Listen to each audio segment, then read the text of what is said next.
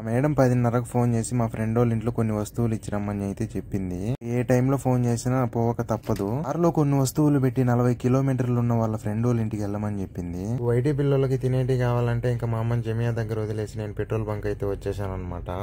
కువైట్లో మొత్తం 3 రకాల పెట్రోల్ ఉంటుంది. ఒకటి ప్రీమియం, సూపర్, అల్ట్రా. ప్రీమియం వచ్చేసి మన ఇండియన్ కరెన్సీలో ₹23.50 పడుతుంది. అదే సూపర్ వచ్చేసి ₹29 పడుతుంది. అల్ట్రా వచ్చేసి ₹55 మాత్రం పడుతుంది.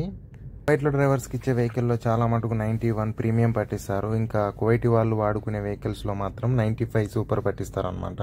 ఆల్ట్రా పెట్రోల్ వచ్చేసి కేవలం స్పోర్ట్స్ వెహికల్స్కి మాత్రమే వాడతారు. చాలా పవర్ఫుల్ ఉంటుంది పెట్రోల్ అది. మా వాళ్ళు ఎప్పుడు పట్టిమని చెప్పేది ప్రీమియం పెట్రోల్ మాత్రమే. ఇప్పుడు నేను ఫుల్ ట్యాంక్ చేయించాను. 85 లీటర్లు వచ్చింది మొత్తము.